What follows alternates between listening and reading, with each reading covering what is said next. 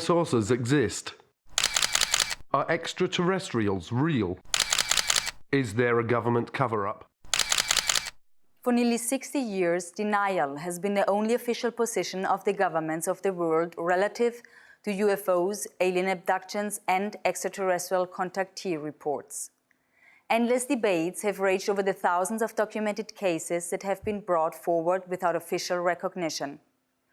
Some have been monumental incidents involving hundreds or even thousands of people. Roswell, New Mexico, USA. July the 4th, 1947. A flying disc crashed. The debris and alien bodies were flown to Wright Field Air Force Base in Dayton, Ohio. Suffolk, England. Rendlesham Forest, December the 26th to 28th, 1980. A triangular-shaped object illuminated the entire forest with white light. The object had a pulsing red light on top and a bank of blue lights underneath. It left ground traces and radioactive anomalies.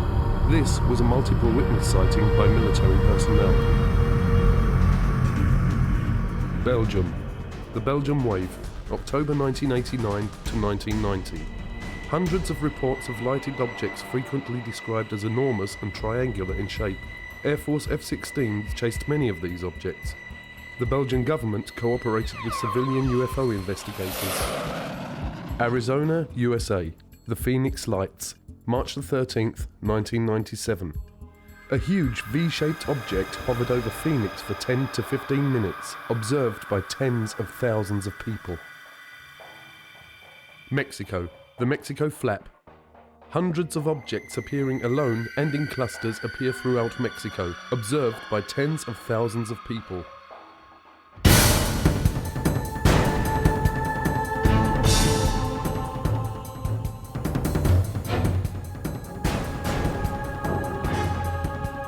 Flying saucers are real. On the Black Vault, you can download documents that prove that the United States Air Force bases have been breached by UFOs, their restricted airspace, that missile silos have mysteriously been shut down due to UFOs hovering over the base. I think you download that and you read it, you conclude, yeah, okay, UFOs pose a national security threat to the US government. And in '52, I was an 8th grader and old enough to read for myself the big scream headlines that July about UFOs flying over the nation's capital and the Air Force planes not being able to catch them. They're there and they're paying attention. Incidents happened in the Soviet Union before it collapsed. Incidents happened all over the northern US, at ICBM bases, where they came down, hovered over the silos, played hell with the electronics. Pictures were taken. Hundreds of witnesses watched them. Highly classified. You'll never hear that, except from whistleblowers and big mouths like me. Well, while I was attending Northrop Aeronautical Institute and working for Douglas Aircraft in El Segundo, California, I had heard about George Adamski, and one of the Sunday newspapers, he had his story and his pictures of contacts, plus pictures of his ships. Well, I had, by that time, seen so many during the day and the night that I felt I'd like to go up and meet this gentleman. On the weekend, he would entertain people who would come to see him, military people, engineers, scientists, people from all walks of life.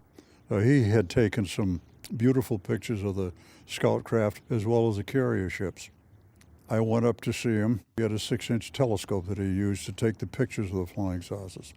And in using that scope, when I finished, I was just about to take my eye off the eyepiece when there was a blue-white streak that went by, and I jerked my head up to see if I could see it, and I didn't. And I looked at his 15-inch telescope dome, which was a couple hundred yards from his house. And there was a big flare-up blue-white light, and then it kind of closed back down. No noise. First I thought it was an explosion, but it was a little slower than that. And there was an elliptical flying saucer. It looked to me like it was hovering above the ground. So I heard it increase its frequency, and it got brighter and brighter, and it was really pretty hard to look at. And it shot straight up until it looked like one of the stars. If you've ever been to Mount Palomar at night on a dark night, boy, they're big and bright. and it stopped for an instant, and then it shot over the horizon over San Diego. We have more than one witness who have been involved in the tracking of these objects on radar. You know, many people say, well, look, if this stuff was real, why are there no radar reports? I said, we have them. We actually have the radar tapes from the FAA.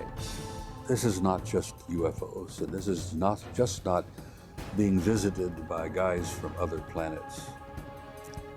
I was to learn later that our security, our intelligence people, our military people concluded and learned we were not merely dealing with interplanetary visitation.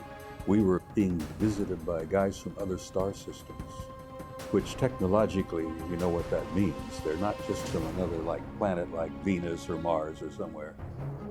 These guys are from other stars. I'm convinced after studies since 1958 that the evidence is overwhelming that planet Earth is being visited by intelligently controlled extraterrestrial spacecraft. In other words, some UFOs are alien spacecraft. Most are not. I don't care about those.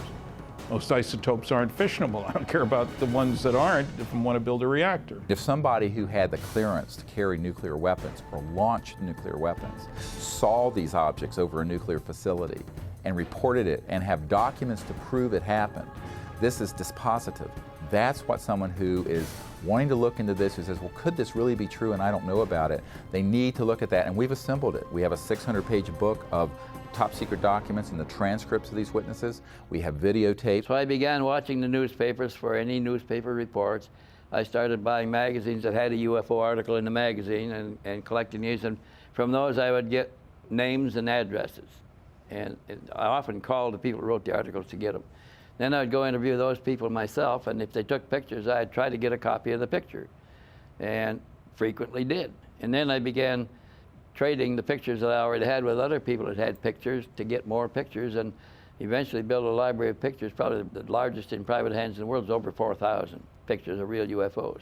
Now, if I can collect that many alone as a single individual working by myself, how many pictures do you think the government has got when every government employee is a potential investigator, every agent on trained investigator, all collecting and contributing to the government file? They must have hangars full of pictures.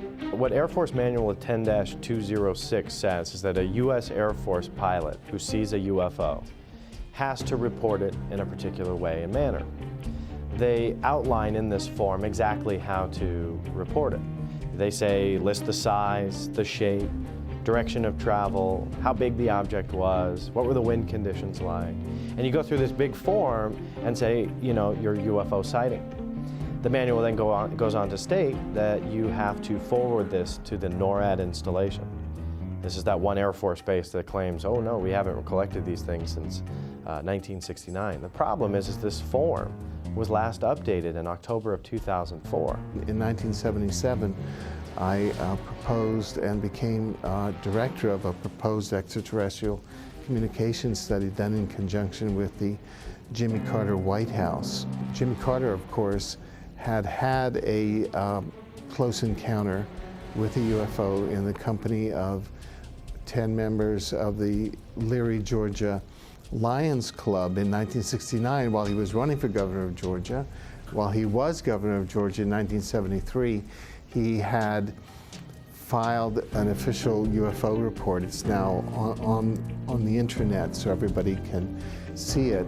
The 1976 US presidential campaign was extraordinary because it was waged between Jimmy Carter. On the one hand, he's had a close encounter, and the first campaign waged on a platform which included a disclosure plank of sorts.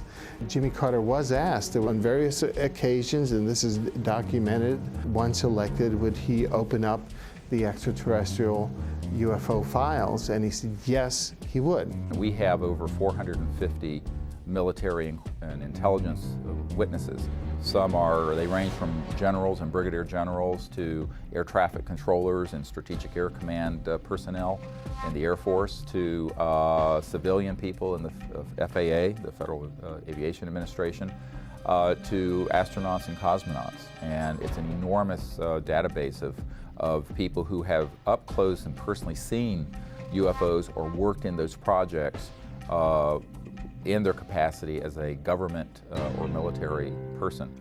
Even with the massive amount of pressure governments can exert to maintain the ongoing cover-up, people continue to come forward and tell what they have personally experienced. Like that, 15 miles in a fraction of a second. I disengaged the autopilot to push the nose over because we were at a collision course.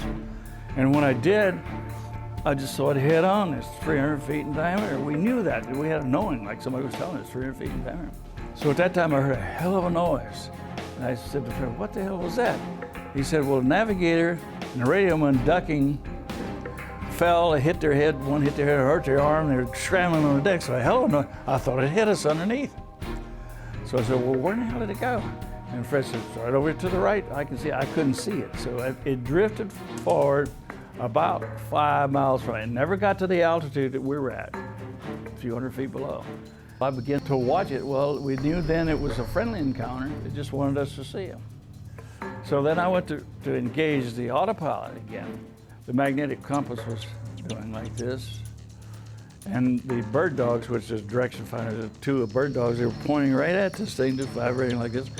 And there was a lot of electrical things in the airplane that went haywire. So I told Fred, did you see that coming? He says, anyway, it was close, it was doing this.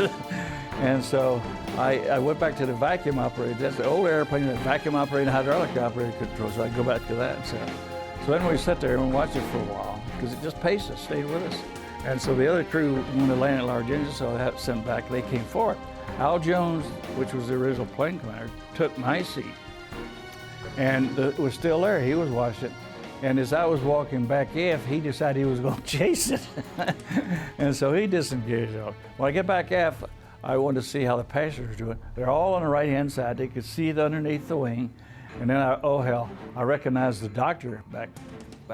He was a psychiatrist out of Bethesda Naval Hospital, plus a lot of other things. So I said, I better talk to him first.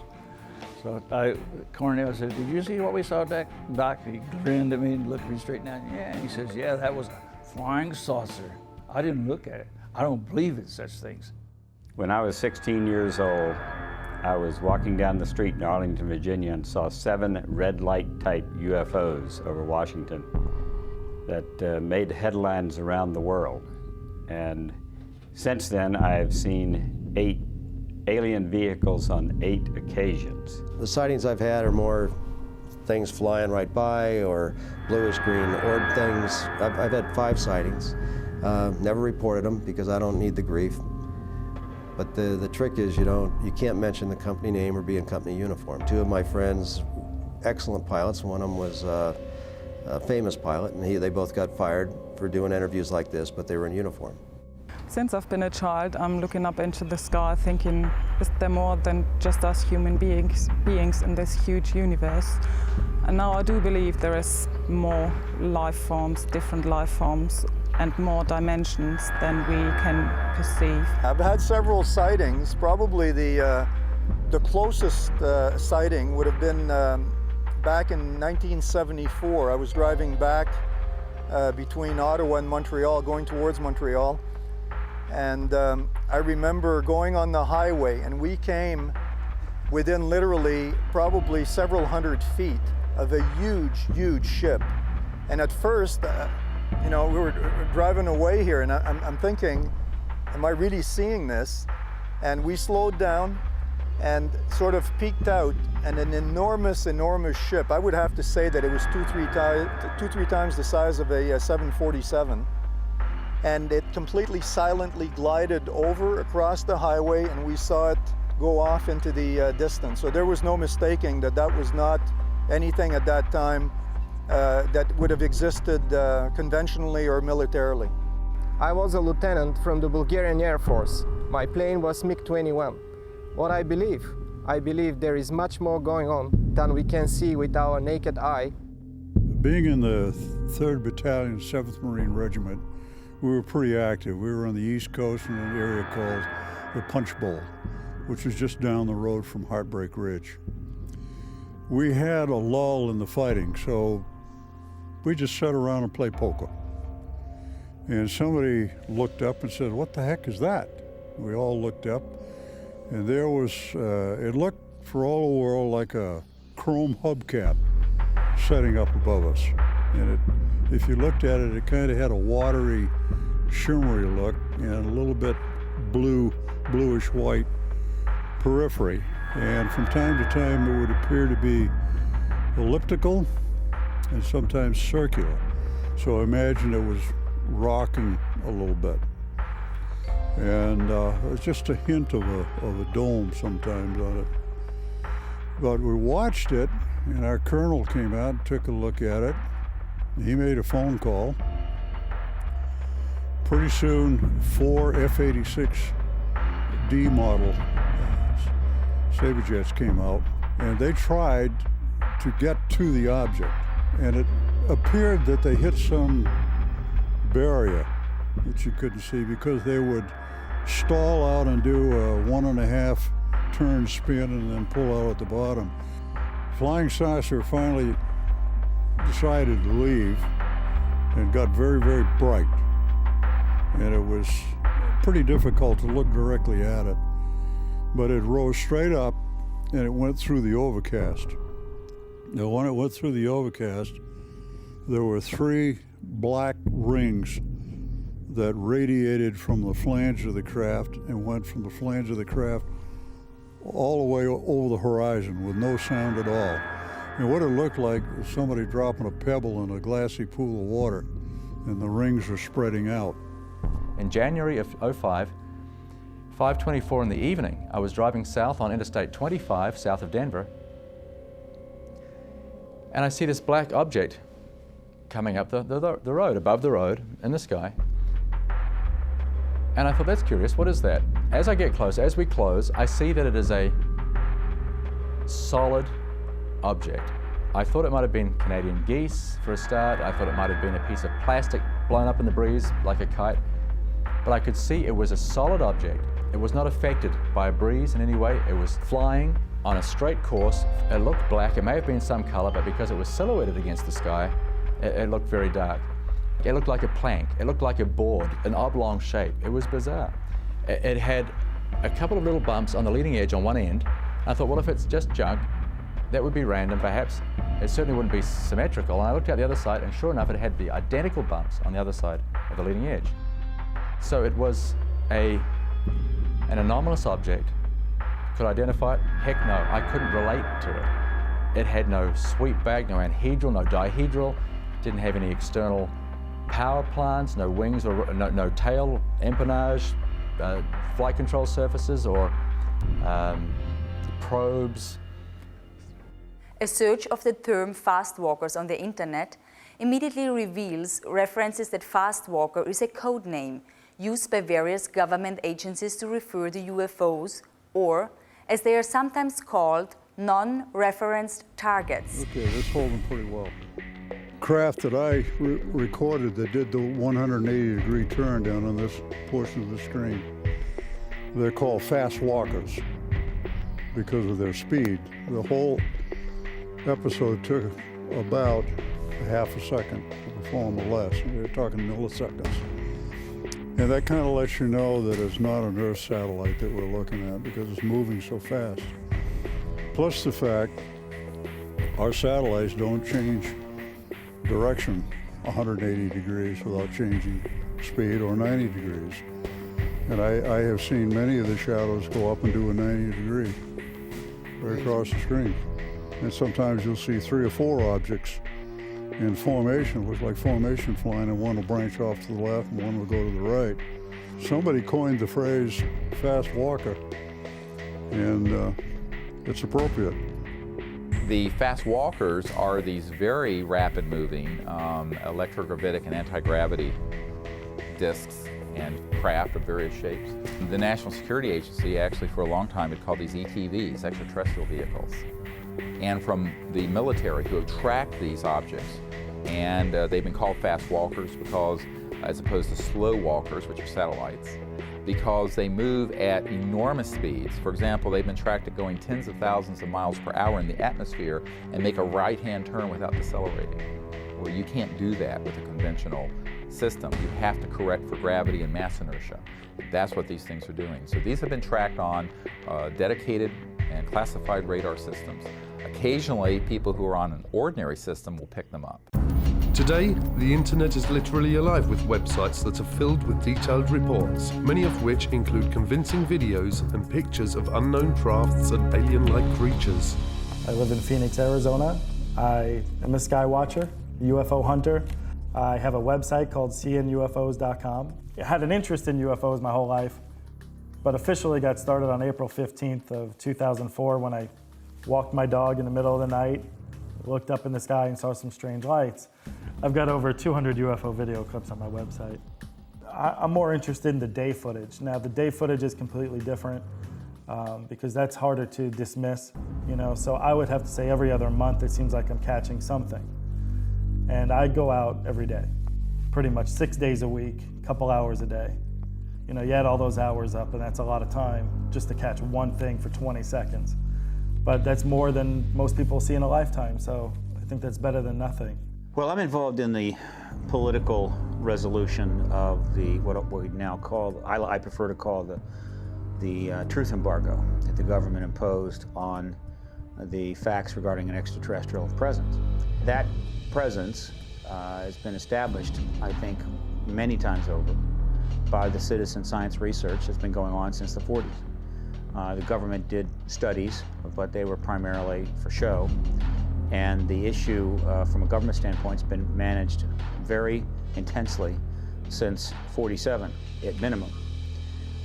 Managed in the sense that the government was going to deal with it, but deal with it within the national security structure and never acknowledge that there's anything to this. But in fact there is. I mean, we are being engaged as a planet and as a species by other beings, possibly multiple species. This has just been proven beyond any doubt at all. Anyone who reads the research who isn't compromised by being either an idiot or in the employ of the government management of the issue can only arrive at one conclusion. The evidence is overwhelming. Videotape, daylight discs, nighttime discs, photographs, direct pilot sightings by the thousands, millions of sightings around the world, direct testimony from direct government involvement, and of course you've got an entire contactee body of evidence that's now in the tens of thousands of reports. Now, like never before, astounding events are transcending national and geographical boundaries, currently happening in Brazil and Mexico. Unprecedented UFO sightings are sweeping the entire area of South and Central America. Does the key to understanding UFOs and aliens and their relationship with each of us lay in being able to simply perceive what is in a higher spectrum, like seeing the infrared range or other dimensional frequencies? Images gathered from infrared cameras in Mexico and the special cameras used in Brazil seem to indicate that the aliens in their crafts may in fact be all around us. Jaime Maussan is one of Mexico's foremost journalists. Internationally known and respected for more than 3 decades of journalistic work, his investigations and reporting in the UFO field have made him an icon to UFO researchers worldwide. Jaime's weekly network television show, 60 Minutes, in Mexico reaches millions of people each week and regularly carries segments on the subject of UFOs. This flap has been recorded in video. It means that we have evidence to prove that something is really happening in the Mexican Republic.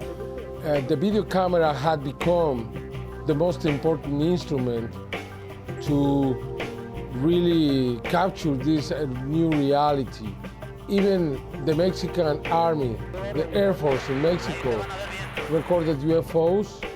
That the video was given to me, and I released that to the world. In that case, that happened on March the 5th, 2004, the soldiers were able to record something that they couldn't see with their own eyes. And that's amazing. That was the first time someone recorded something that they weren't able to see.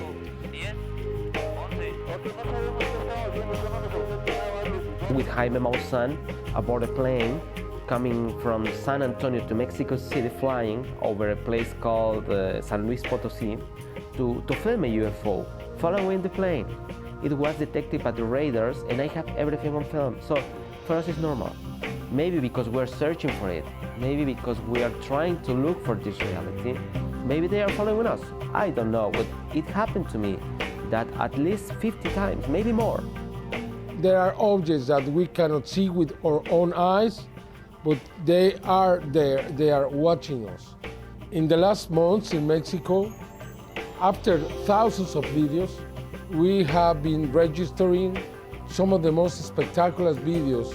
You can see hundreds and hundreds of objects making formations and flying together, exactly the same thing that you can see in the military video. These formations moving at the same speed, in the same direction, at the same altitude.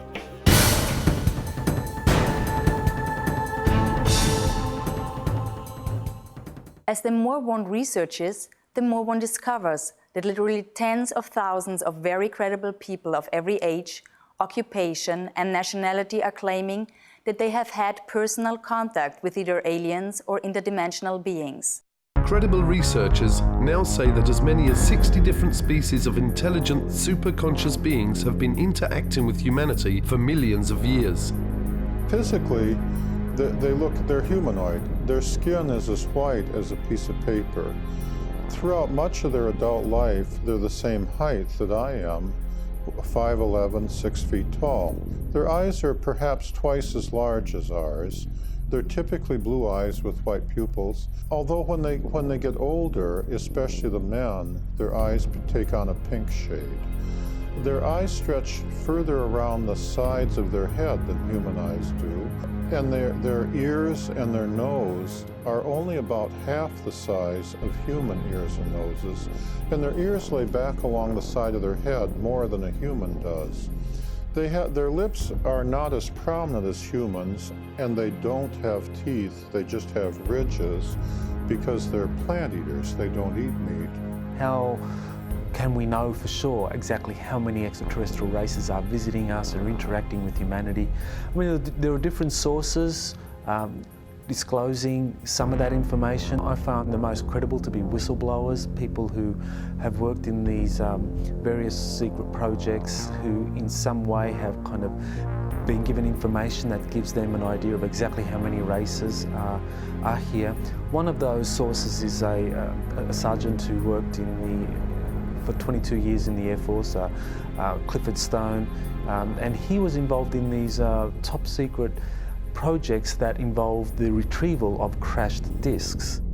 And in that process, he was able to get quite a bit of information on how many extraterrestrial races are visiting us. And he came up with the figure of 57. Others have come up with slightly more. Another prominent whistleblower or a former employee of the CIA is John Lear, and he talks about over 60 races that are visiting the Earth. On one night, I saw between 200 and 300 different tall white individuals. There were so many I couldn't count them, lined up along the mountains to the east up along where the ammunition bunker was. On the night that the tall white lady known as Pamela was supposed to finish her final exam to be head of the technology transfer team to go into Livermore. In amongst those 200 or 300 tall whites, and that's just an estimate because I couldn't, it was a crowd of people and I couldn't count them all. There were also American Air Force personnel, nobody below the rank of colonel. There was like a 4-star general, a 3-star general. There were several of them. There were also several American government people in civilian clothing over there. Could it be possible that our universe is not only immense, but that it is full of life, and that there is a great diversity of this life spread throughout our own local galaxy and even our solar system? Equally outstanding is the recent revelation by the government of Brazil of their intent to turn over the official UFO files dating back to as early as 1954 to the people of Brazil. Well, the Virginia case is probably the best well-documented case that we have in Brazil and probably in the world. Yeah, you know that over 80 witnesses came forward, first-hand witnesses came forward during the first weeks, and they are still coming after it happened. During all these years, we still keep getting witnesses that come forward and tell us pieces of the big story that we know that comprises the capture of at least 2 alien creatures in the city of Virginia. We know for a fact, because we have it all documented, plus the witnesses have confirmed and cross-confirmed that one alien was captured in the morning of that day, which was a Saturday, about 10:30, by a fire department and some personnel from the Army. Another creature was seen at the same day by middle afternoon by 3 girls. It was them who called attention of all the city to the fact that strange creatures have been seen, because when the first one was seen and captured in the morning, it didn't draw too much attention. But at the afternoon, when the girls saw another creature and then spread the word to everybody, we saw the devil, that's what they thought they saw. That night of the Saturday, January 20, 1996, that second creature, probably the same one saw by the girls, was also captured by a police troop, a police car, actually a military police car with 2 policemen inside. The one who was sitting in a passenger seat was Marco Eliscerezi, and he was lucky enough to be the one who spotted the creature and grabbed it with his own bare arms, bare hands, got back to the car, put the creature in his lap, and took to the hospital. 25 days after that, he died on February 15 of some bacteria attacks, proving that his immunodeficiency system was absolutely destroyed. And Army personnel and authorities kept it all secret for lots of time until the UFO researchers started protesting along with the press, and we did so much pressure that eventually information was released about it. The exobiological aspect of the probability of life out there has actually increased over what it was in 1950. And the indication that there may be ways of traveling faster than the speed of light so that, hey, they can get here from there. Doesn't mean that they're coming in 5 minutes or they're coming every hour or every day, but you know, they might be able to traverse huge distances in a period of weeks or months or something instead of spending hundreds or thousands of years. Well, look at the UFO sightings. Maybe they provide the answer that they are here. There was talk in the war room about a study that was underway. And this study became initiated in 1961 as a result of an event that occurred early February in 1961, where a flight of unidentified objects were flying from the Soviet sector to the east over the Warsaw Pact, toward the west over the NATO lines. These objects were very high, they were very fast, they were in formation, they appeared to be circular in shape, and they were obviously under intelligent control. They came in a formation of what appeared to be almost 100 of them. And they flew in formation at a high rate of speed from the east over NATO, over the Channel, southern coast of England, where they turned, flew north and disappeared from NATO radar over the Norwegian Sea. We found out that the Soviets had gone on alert, the Warsaw Pact had gone on alert because they picked them up. All of our Air Force and radar sensory devices picked them up. NATO thought those objects belonged to the Russians. We found later that the Russians thought they belonged to us. Both forces were to find out later that they didn't belong to any of us, that they belonged to somebody else. And of course the big question is, who the hell do they belong to? Who are they? What are they? Where are they from? They demonstrated incredibly high technology. They were not jets. There were no contrails. They were circular, they were metallic, they were in formation. They moved, obviously, under intelligent control. NATO shape Supreme Headquarters, Allied Powers, initiated a study in 1961, which was underway when I arrived in '63, to determine what the hell these things were. Some experts now claim that societies exist in our universe at every conceivable level of social and spiritual development. Societies and civilizations that express themselves in countless manners of physical forms and spiritual ways. Have great wars and conflicts occurred within our own solar system? Does our true planetary past include rebellions and disputes that have raged throughout our heavens? In our distant past, have massive spacecrafts rained destruction down from the heavens, ravishing continents and destroying advanced civilizations? Genesis 6:1. When men began to increase in number on the earth, and daughters were born to them, the sons of God saw that the daughters of men were beautiful, and they married any of them they chose. The historical record is plain. This has been a phenomenon that's been around since our recorded history. The Vedas, the Hindu Vedas, which are among the oldest writings in the world, talk about the flying Brahmas and how that they were used to launch weapons and blow up cities and all this stuff. You know, again, we've got Ezekiel, and it just goes all the way back. So they've been here all along. If their game plan was like an Independence Day type invasion where they're going to blow up everything and eat everybody or whatever, it would have happened long before now. My main question was, is God out there too? If God's on this planet, is he out there too? And those questions were answered by reading the Bible. And that really set me on this journey to understanding the abduction phenomenon. What is the reasoning for this? Who's doing this? And all of those questions that we all ask. We think of aliens and we think of angels as, you know, divine beings that we have no idea of and we don't see, we don't communicate with on a daily basis. But it is not only the Bible and other holy works that are filled with references to UFOs and extraterrestrials. Drawings, paintings, stone carvings, and even coins reflect strange humanoid-like creatures and their flying crafts.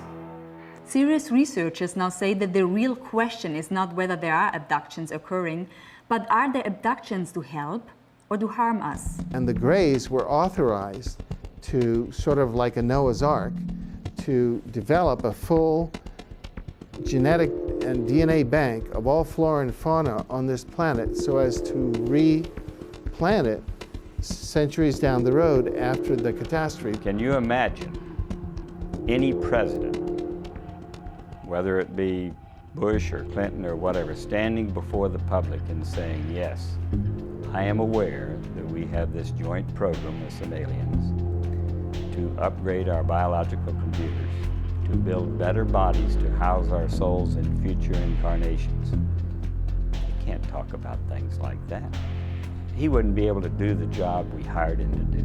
What we know of the reptilians by a number of abductees, contactees, and also whistleblowers is that there seems to be a lot of evidence supporting the existence of this race of beings on the planet for thousands of years. In other words, that we might consider them to be an indigenous Earth species, an advanced non-human species that has lived on the Earth for thousands of years and actually may have played quite an important role in the genetic manipulation or engineering which supposedly has happened when it comes to humanity. There are various groups and individuals, species, who from time to time come and visit this planet, zoop around, and I think that to try to ascribe any one particular motive to them is tantamount to us looking up at the air at a Boeing 767 aircraft and saying, are those people good or bad?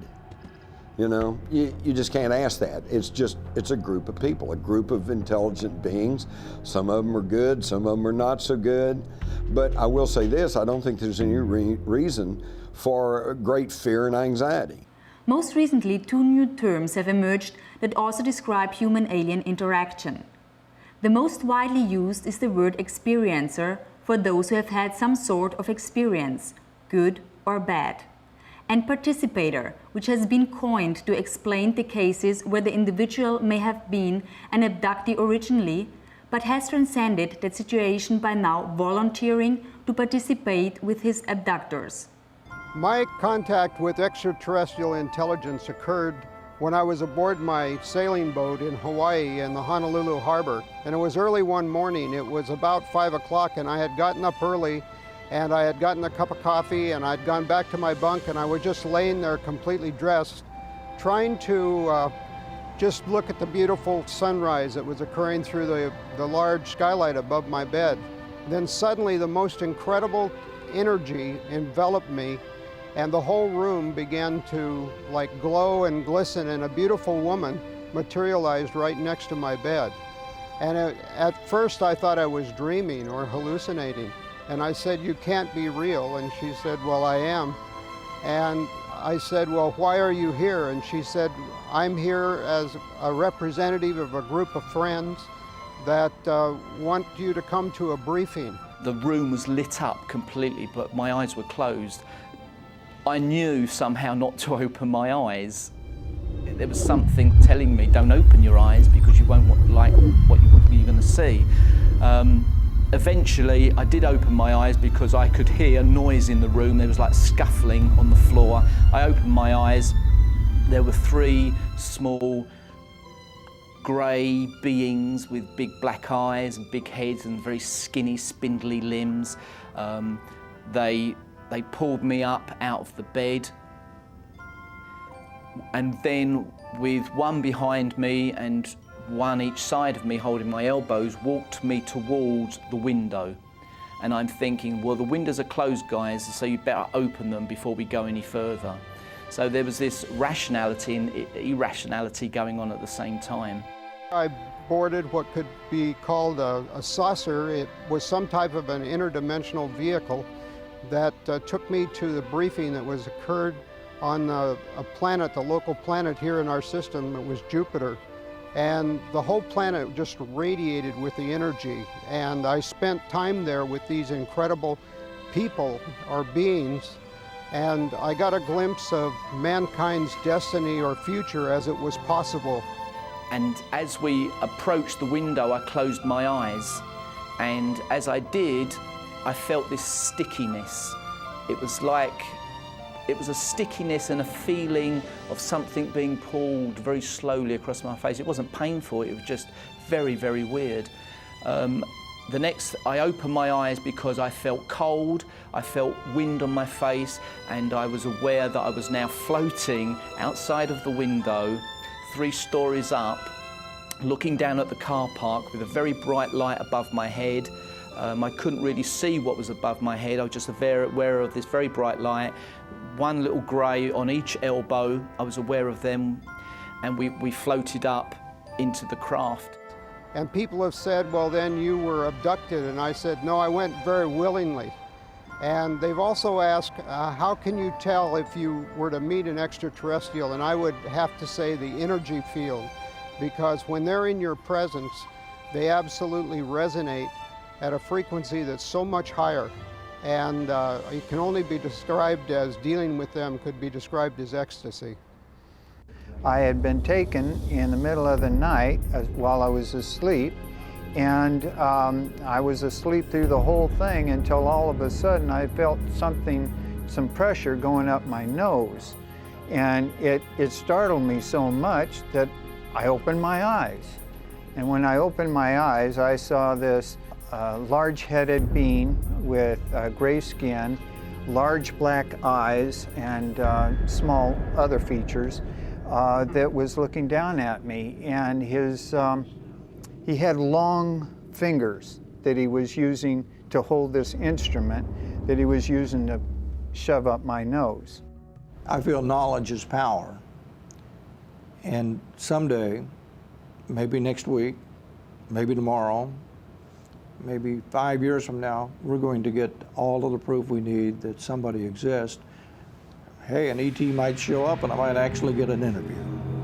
The point is that the more we know about this subject, then less legend can take over. If you see a craft hanging near you, don't get out of the car, don't stop the car, don't see what's happening. If you see one coming towards you, You don't have to be an abductee if you don't want to be. They go away, evidently. We have tens and tens of people telling us, said, I don't want to do that anymore, and they let them go.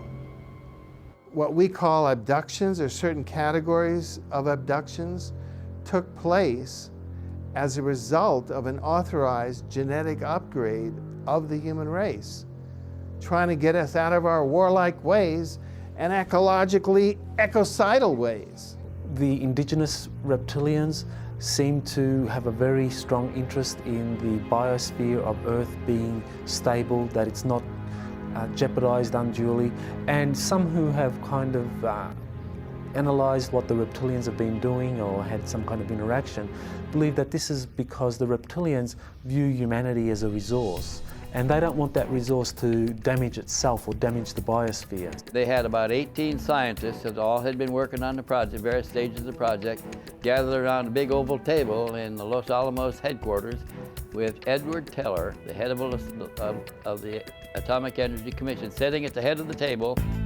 One of the aliens on the opposite side of the table from my engineering friend put in a white shirt and slacks so he would look less alien, but he still had his alien bigger head, bigger eyes, black eyes. And he was sitting in the conference, and the only people that he could understand everybody else because he was telepathic.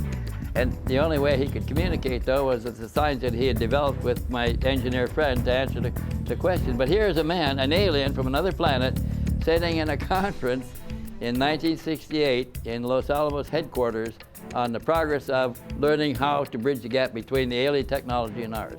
They were going to suggest to the American generals additional technology exchange projects, and I think they were using me as the test guinea pig to take me on board the scout craft, and then they could test my reaction to what I was impressed with and what I wasn't with. My life changed, and I was never ever quite the same. So the study itself was not as complete as it could have been. They concluded what they wanted to conclude. One, there was not a threat involved. Two, they weren't the Soviets. Three, the evidence was overwhelming. They were extraterrestrial. Four, there were 4 groups involved, 4 different groups. And they were all humanoid, but they were not human. Only one of the 4 was what we considered to be human. One group out of the 4 looked so much like us. I mean, almost identical to us. They could have put on these guys could have put on a suit and tie. And for the females, because we encountered some of them as well, they could have put on a dress, suit and tie, coat, jacket, sit down with you, next to you in a restaurant, sit next to you in a theater. You'd never know. Sono persone come noi, che hanno un corpo come noi. That have a body like ours. In questi UFO, And these extraterrestrial che io prendo poi quando parlo, vehicles, lo prendo in senso largo, cioè anche delle persone che o sono dentro he says, I'm using this in a large sense. Or the people are inside the craft. ma questo è molto molto difficile pensarlo, oppure comandano, ma sono distanze enormi. Se si fanno vedere da noi, mica c'è un pianeta che è a 1000 chilometri da noi, se no a 1000 chilometri ci sarebbero già arrivati. But they make themselves seen and known to people on Earth. Quindi è molto ragionevole che siano dentro. So it's probably logical that they're inside a craft instead of coming from somewhere else without a craft. E quindi sono persone come noi, composte di una parte spirituale, che la chiamiamo anima. Gli UFO, io non ho mai parlato con un UFO, non ho avuto... He says they would have to have a soul like we ma do. che abbiano anche un corpo, devono averlo un corpo. They'd have to have some kind of body. E se no sarebbero angeli. Otherwise they would be angels.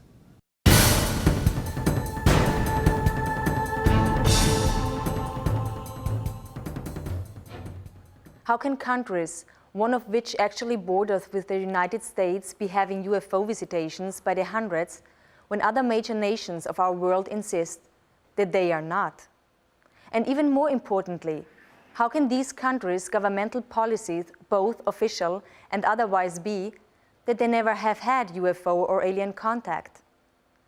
The only logical explanation is in fact that governments are willing to lie. For the past 9 years, I've been researching into the United States government files on what they have on the UFO phenomenon and all sorts of different conspiracies.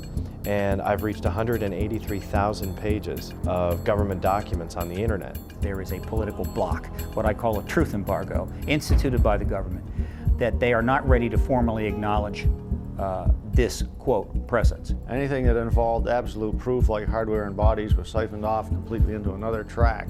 They just can't allow information to come out overnight so people would be perturbed and actually demand that something be done about it. They stonewall it, deny it, lie about it for, 30, 40 years, and then finally just announce it as if it's fact, and everybody goes, yeah, okay. It's clear we're dealing with a cosmic Watergate, meaning some few people within major governments have known since at least July 1947, when 2 crashed flying saucers and several alien bodies were recovered in New Mexico, that indeed some UFOs are alien spacecraft. The government set up Project Blue Book, the Air Force did, in order to investigate this subject on a, you might say, a low level. Researchers, mostly regular citizens, have proven without a doubt there's an extraterrestrial presence, that we're being engaged. The evidence is overwhelming. And in some cases you can actually point to where the Air Force explanation completely contradicts what's inside the sighting report itself.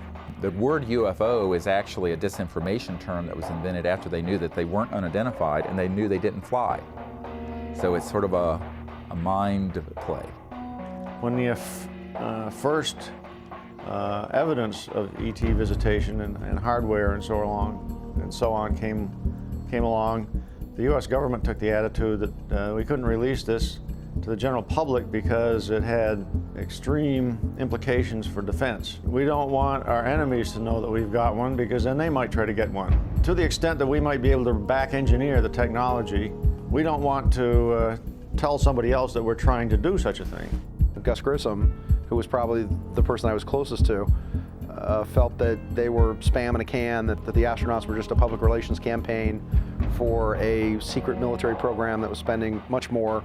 The military space program was getting, was a gleaming jewel compared to the junk that NASA was getting at the time. You can get a certain amount of information out through the large media, but it's very superficial, very brief. That's what we found. The in-depth sort of disclosure of what's really going on, who's behind it, what the agenda is, that is almost always stopped. Or if they try to do it, it gets turned into something ridiculous. I almost hate the term UFOs because they really aren't unidentified to the people that know what's going on, or the researchers too. But it's what a lot of people that have the answers felt it was safe to come out of the water, so they're putting out their information on the internet, disguised or whatever. But so these other agents, per se, they're scanning all the time to counteract what's being said by other people from Intel that think it was safe to, okay, we can put this out, or they feel like it's the right thing to do now. Enough is enough, mankind has a right to know type thing. When I worked for Douglas, I was assigned to the Douglas Skyrocket. They wanted me to wire up a camera out on the wingtip that looked through a quartz window back at the canopy so that they could monitor the pilot to see what he was doing. While I went through the hangar, which was secured, there were 2 gentlemen in there. They introduced themselves. One was Naval Intelligence, the other one was CIA. And I started working, doing my job, wiring up the camera, while they sat around and talked, and it became very apparent to me that they were there for that purpose, to talk. They knew about all my flying saucer experiences, all the way from Korea. They told me intelligence, CIA intelligence group, had 3 intelligence digests, flying saucer photographs, witness documentation from all over the world. And they said that I should probably try to get those 3 copies, and that's when I wrote Admiral Freeman. And wasn't able to get the documents, incidentally. But in addition to that, they told me that I should tell people what my experiences have been. And I said, tell everybody you can,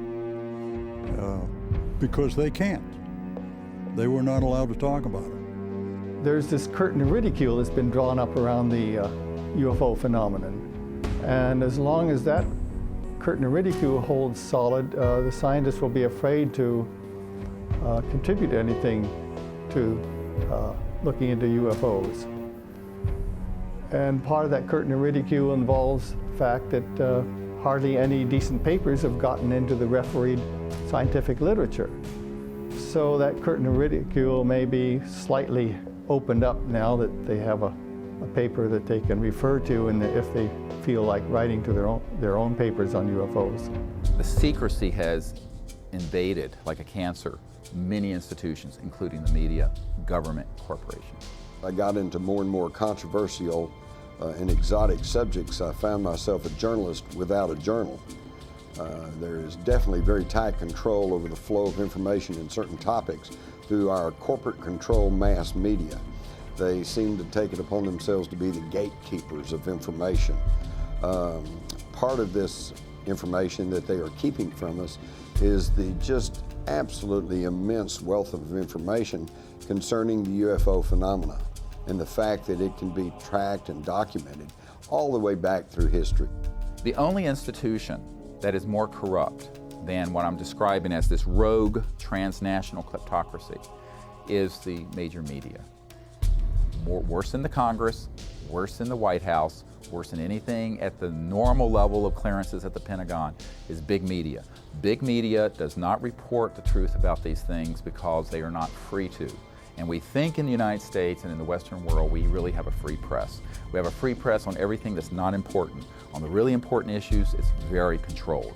And this is the most important issue. This is the biggest secret in the history of the human race, the known modern history of government. And they have cooperated with keeping this secret. How is this cover-up contained and maintained through international borders? And if it is, are their motivations the same? The best guess is that since America has such overwhelming economic power, the only worse thing than America being mad at you is for America to ignore you. There are so many countries, economies depend on America that I think that they take their orders from America in some ways. When it comes to the cover-up, I think that's one of them. The U.S. government is not only pressuring Brazilian government, but it's making pressure over almost all countries that are somehow aligned, politically aligned to the United States. Now, all South America, except maybe for Chile and Venezuela, who has Chavez, who's a rebel, all the rest of Latin America is very aligned to U.S. politics. So all these countries will do just exactly U.S. president tells them. It is keep this under wraps. Recent media polls show that over 100 million people in the United States alone believe that there is some form of extraterrestrial life. 45% believe that the Earth has been visited by extraterrestrial beings.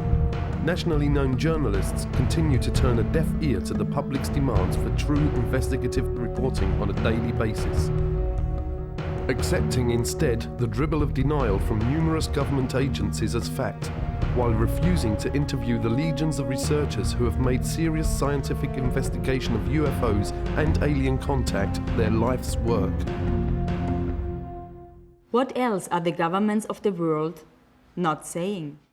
What if there is positive proof that UFOs do in fact exist? What if that proof has existed for years, but has been hidden neatly within the fabric of a system of lies and grand deception? We need to be very concerned about the way in which this whole area has been managed by the national security agencies responsible. By maintaining secrecy, keeping people in the dark, it means that we really don't know whether this secrecy and withholding the information, withholding the technologies from the general public arena is really for the best interest of all of us. The problem has been since the early 50s, and I have the government documents. The United States government has instituted a policy of denial and control over the information. Nothing happening there, folks. Nothing happening there, folks. And if somebody persists in saying, but I saw it, then they're ridiculed. You've got a screw loose. Something's not right with them. This is absolutely just unconscionable in a country that pays lip service to freedom and individual liberty, because there have been so many people whose lives have been wrecked, whose families have been wrecked because of this policy of denial and ridicule over a phenomena that has happened worldwide for centuries. Disclosure has a very defined definition. It means the formal acknowledgement by the governments of the world of the extraterrestrial presence. As fellow inhabitants of planet Earth, we live in a rapidly changing world. The advent of modern communication networks and the internet has made maintaining the UFO cover-up a difficult and demanding undertaking. Brian Vike of HBCC UFO is the #1 UFO website to send information to. Him and Rents and UFO Casebook are the 3 places that I always send my footage to, because they will only put verified sightings on their site. They just won't put junk up there. And I know they get over 3, 4, up to 10 million hits a month. For over half a century, the United States, Great Britain, and a host of aligned countries have been able to maintain a vast web of secrecy over what is actually happening worldwide relative to aliens, or what are generally known as EBEs, extraterrestrial biological entities. But that is rapidly changing, and disclosure, the lifting of the truth embargo, is now taking place. I'll be getting over 500,000 hits this month. But the interesting thing about that is that a couple of thousand of those hits each month are from the military. As far as sharing information on the internet, that is the best way to do it, and probably the safest way, only because I know I've sent DVDs to people and they haven't received them. And I would email them and say, look, I'm going to send you a DVD. Can you analyze it for me and let me know what you think this is? And 2 weeks later, they'll email me and say, I never got it. I'm just waiting for that day when they come knocking on my door and want to talk to me about it, but until that day, I think they know who I am. I think they know we're here. I think this is the way it's going to be done from here on out, because the military definitely doesn't want to talk about it anymore. Everything at night to them is a flare or an airplane. On the contrary, we have all this evidence that shows otherwise. Like the dawning of a new day, the internet is quickly sweeping away the darkness. The truth will not be stopped.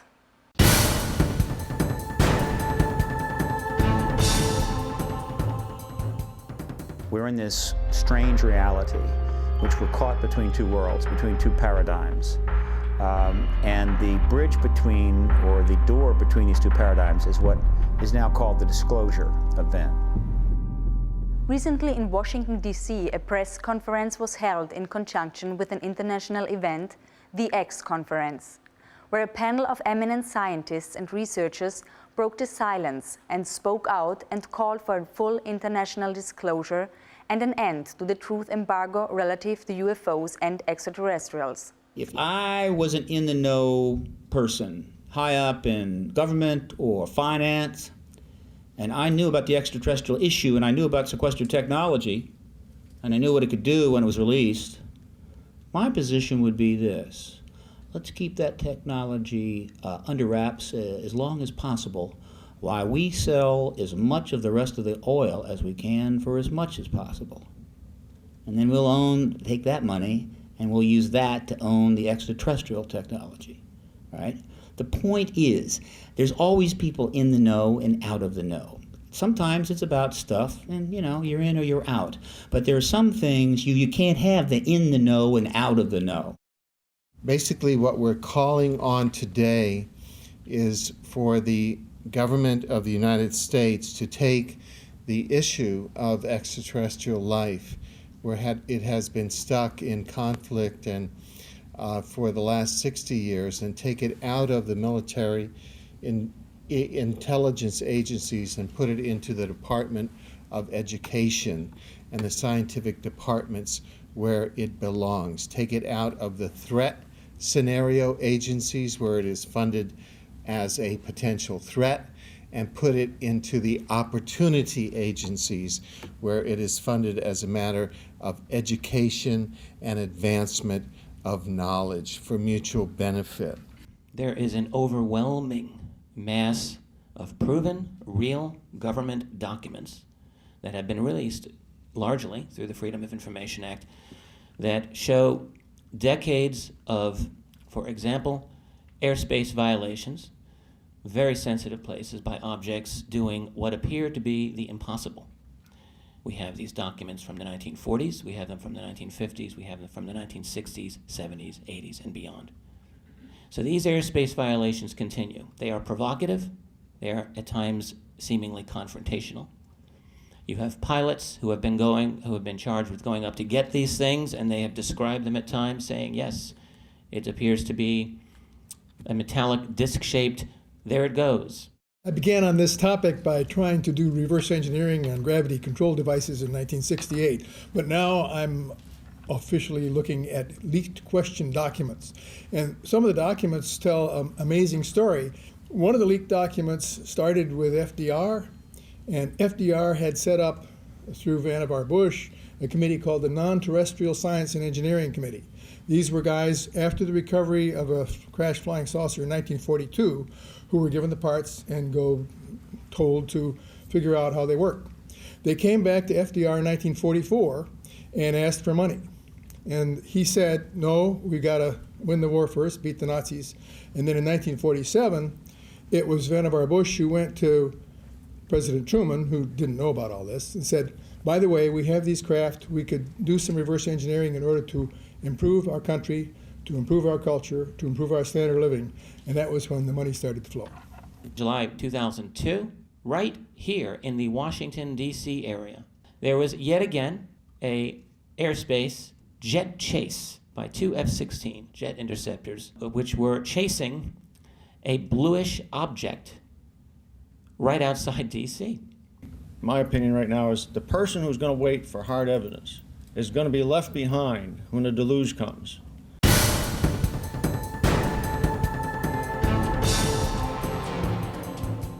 Exopolitics offers a bridge out of the permanent warfare state, the permanent warfare economy, out of the permanent warfare industry, into transforming the permanent warfare industry into a cooperative, peaceful, space-age society, integrating with universal society. So I began to look outside of the kind of conventional sphere. I began to explore theories for what it is that really is driving international politics. And so then I came up with this area of an undisclosed extraterrestrial presence that is kept from the general public. So that really did help me understand what was going on and what is driving international politics. What's important is the structural blinders and the structural belief patterns and the structural paradigm. If the exopolitics model can come in and establish itself as the dominant paradigm, such that structurally within academia, the Earth is no longer flat, it is now round. Intelligent life no longer ends at the geostationary orbit. The universe is now highly populated. It's that sort of sea change that we need to unleash the huge public investment and private explosion of creativity and cooperation to turn our spaceship around to be able to survive the environmental pressures that are coming now, which have been the result of the embargo that we've been under.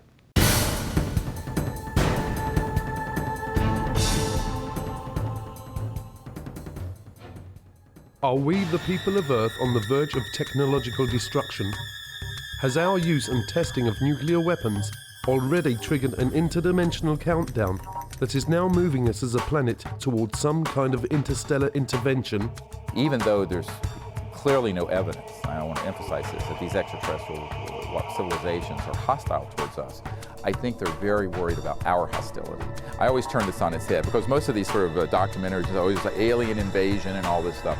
No. The issue is that, if they were hostile, we would know it by now. It's clear to me that what's going on is that they're very concerned that at the time that humanity reached the ability to go into space, early space exploration, 50s. We also had already developed weapons of mass destruction and thermonuclear and hydrogen bombs and stuff. And that the coincidence of that, the coming together of those two things, put a big red flag over Earth. And so if you look at the databases from the 50s, 60s, 70s on forward, not only in the United States, but in Great Britain, in the Soviet Union, in China, that wherever we had space, aerospace, and nuclear facilities, there were a lot of these so-called UFOs being seen. These groups that are interested in us, at least seem to show some benevolence, I think would probably step in and keep us from blowing the hell out of ourselves if it push come to shove. The onset of the whole UFO phenomena beginning about 1946, 47, and that I don't think it's coincidence that that coincided with our development of nuclear weapons. And I think that out in the universe, they were horrified. They said, oh my God, the kids have found the matches.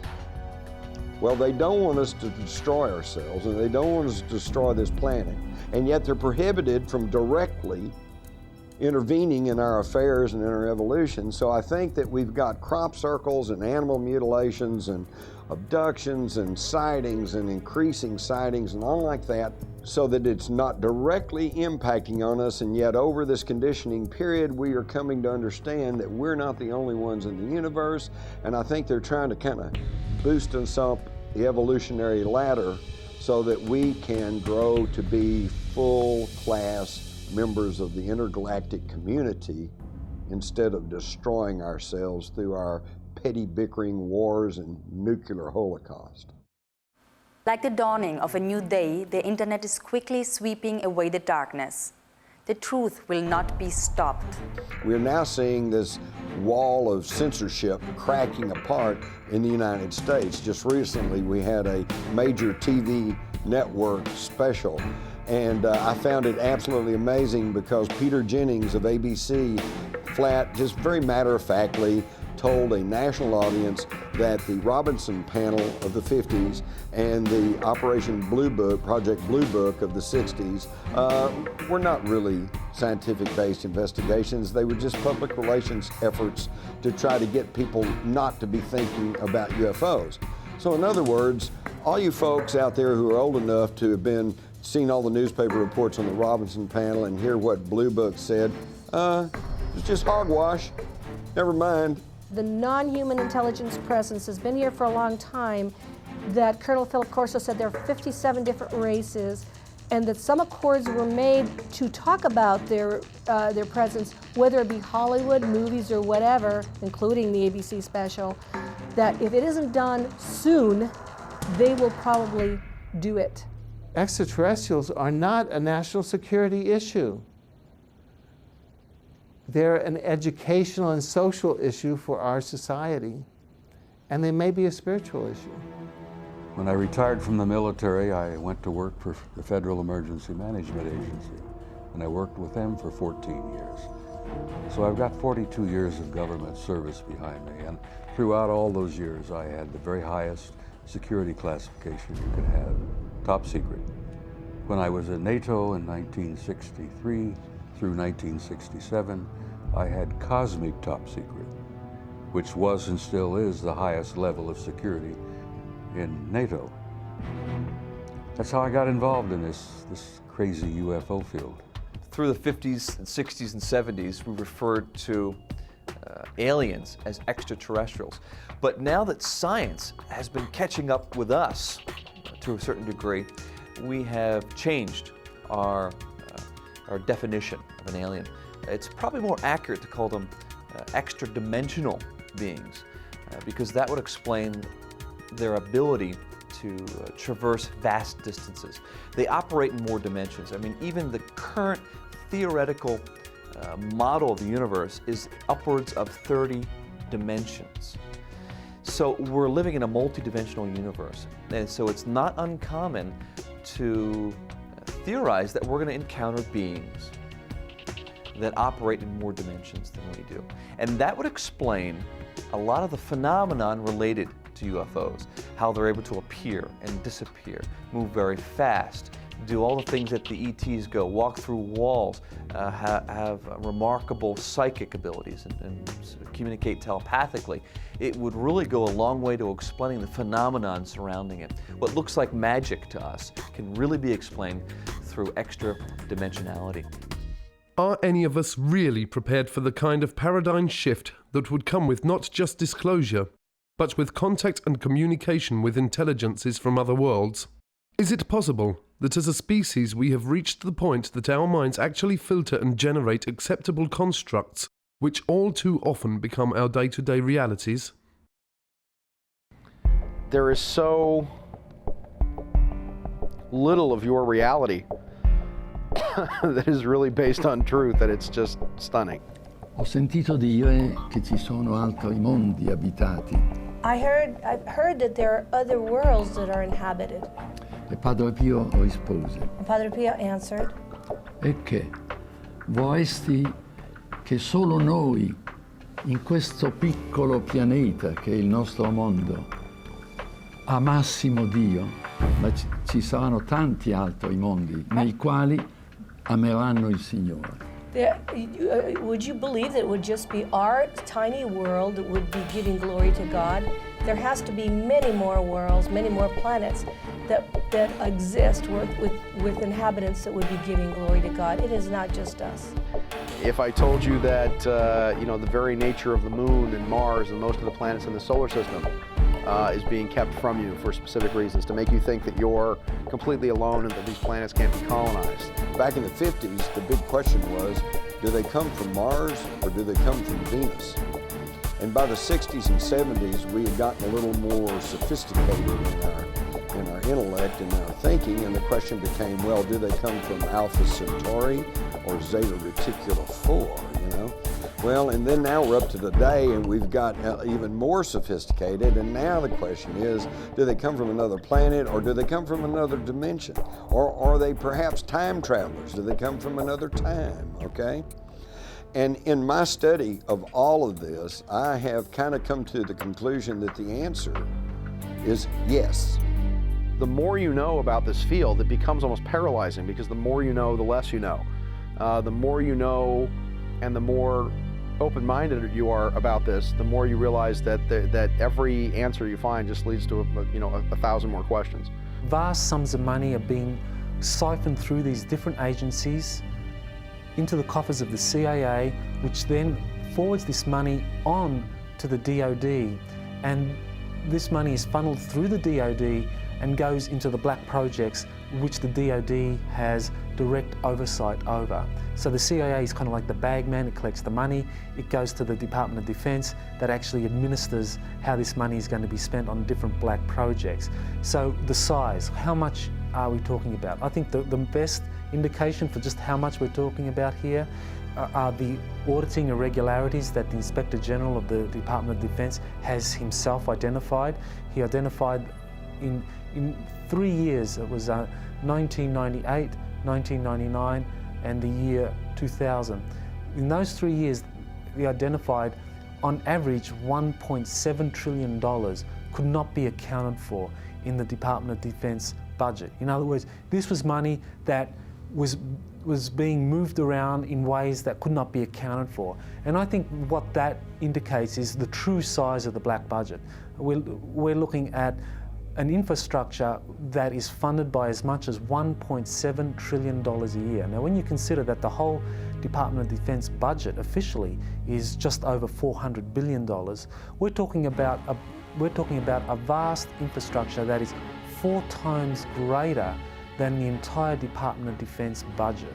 As Jack Nicholson would say, you can't handle the truth. Is it possible that ancient and secret societies exist that have always had the real but hidden information? And have they, as a result of their ongoing familial knowledge, been manipulating and governing virtually all countries down through the centuries? Researchers point to the Illuminati and the power elite and their use of propaganda as carried by the mainstream media. Many believe that these powerful few actually control almost all information by implanting false knowledge and beliefs into our human collective reality. Essentially everything that you would want to know has been covered up. From the electrogenetic magnificence of your DNA being a spiritual antenna to the Creator, to the most amazing Pythagorean mystery school mathematics that is essentially freeing to humanity, in essence also very, very clear that everything in our world is a divine creation, and there's the math is the expressive tool of the Creator for creationism. The United States government, the leader of the free world, is totally controlled by a wealthy oligarchy, a small handful of people that are just super rich. Most of them are not even in government, but they tell the government what to do. These are the people who are behind the UFO secrecy. They don't care if you know there's ETs out there. But if you know there's ETs out there, then you will know that there is alternative technology. And this could upset their monopolies over energy, fuel, transportation, communications, pharmaceuticals. And that's what they don't want. After all, who would continue to pay all these ever-increasing prices for gasoline that's polluting the air, choking us all, killing our kids? Why would we do that if we knew beyond any shadow of a doubt that there was non-polluting energy sources out there? This is what it's all about. It comes back to the old journalistic adage, follow the money. Everything has been covered up. The toxicities of the pharmaceuticals. You're not learning the truth about vaccinations. You're not learning the truth about various medications. The pharmaceutical industrialists, which I prefer to call the military, medical, petrochemical, pharmaceutical cartel, essentially has control of the media, the mainstream media, and so it has control over the mass mind. And as a result of those powers that they assert, people are not given the factual information upon which to make informed decisions. They're given propaganda, and as a result, the choices that people are making are genocidal. And I say genocidal with a strict definition, meaning the mass killing of people for economic, political, and/or ideological reasons. And those pharmaceutical industrialists are intimately connected to those people who wish to control populations. They've published the literature, what their intent is, not only how best to control populations, why populations need to be controlled, but ultimately affecting the technologies that are in place to do just that. Currently, 50% reduction in general of the planet's population that has been targeted for elimination. The disclosure project is oriented towards putting together credible government documents and these witnesses so that there is an undeniable case made that this is real and not fictitious. It started really in early 1990s, and after I had briefed the President Clinton's first CIA director on this problem, it was made very clear to me that the executive branch of the U.S. government did not want to do this because, I am quoting, the President was concerned he would end up like Jack Kennedy. I'm not kidding. That was said to me by President Clinton's closest friend. Could it be that much of what we believe is illusion? Is it possible that the history of human civilization is not as we have been told? Have we as people been purposefully dumbed down? And have our governments only served to strengthen the bonds that bind us to our ignorance, not only of our past, but of our present and potential future? Officials in these agencies no longer represent the best interests of humanity, but are now representing the interests of a particular extraterrestrial race that they have been compromised by. So we pay a heavy price if we don't make this open, if we don't bring in transparency and accountability into this whole process. It means that we don't know whether or not those that are behind the policies are actually implementing these policies for the best interest of humanity, which is what they claim, or for the best interest of a particular extraterrestrial race. Some of the questions that we must ask include, are there bases on our moon? Are there structures and life forms on Mars and many of the other local planets? Have our governments made deals and treaties with other life forms that affect the future of all of us on planet Earth?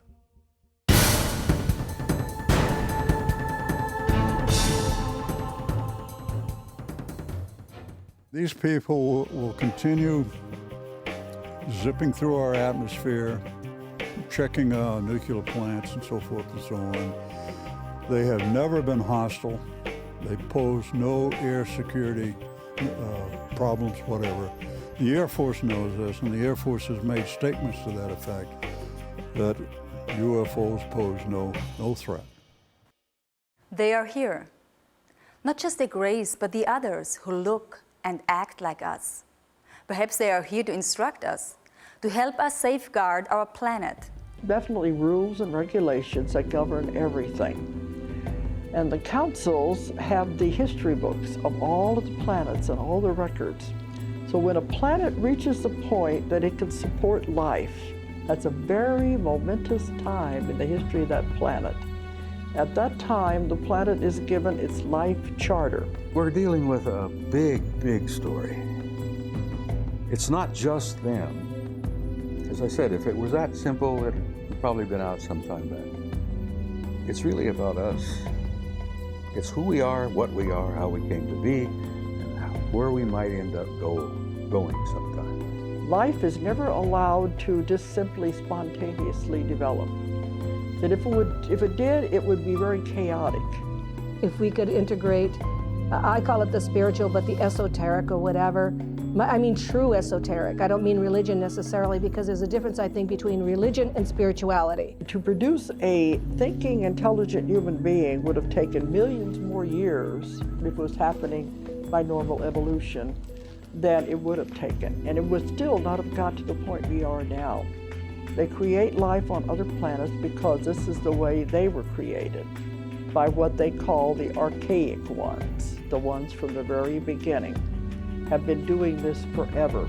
Mankind was developed as a species, as a spiritual being, and I think we've gotten so far away from who we really are that it's very hard for us to go back there and digest that maybe we have cosmic brothers and sisters. We fight among ourselves for diversity. I mean, if anybody walks in here and looks totally different, we fight among ourselves. Now I'm thinking, oh my God, what are the ETs that are involved thinking about the way we handle ourselves with people that are so different from us? They're probably scared to death to appear because of what we might do to them. We have not handled diversity very well. Yeah, one day, I would hope that the people of Earth would stand up and extend their hand in friendship to these people. We have never done that here on this planet. You know, we've shot at them. We've done everything. We fire radar, we fire lasers, everything. We need to say hi. There are other extraterrestrial groups who are human-looking, such as the Pleiadians, the famous Pleiadians of Billy Meyer and others. And they are much more intent on trying to assist humanity to become free of this kind of manipulation from other races that really try to use humanity as a resource. Let's think about it. You can't say, whoopee star kids, these wonderful advanced children have been transformed by contact from people from the stars, when in the same breath you say there's no such things as UFOs. The question of UFOs and extraterrestrials, most people just think is something entertaining.